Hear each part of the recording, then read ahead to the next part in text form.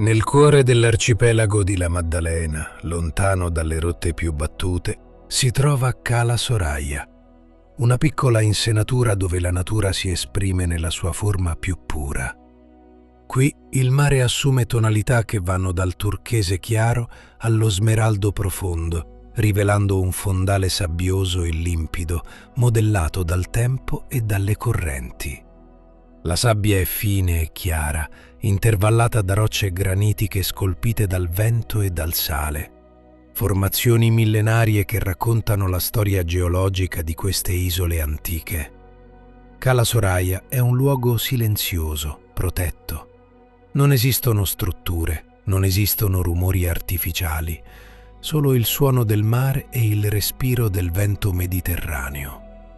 La sua posizione, all'interno del Parco Nazionale dell'Arcipelago di La Maddalena, contribuisce a preservarne l'equilibrio naturale e la straordinaria trasparenza delle acque.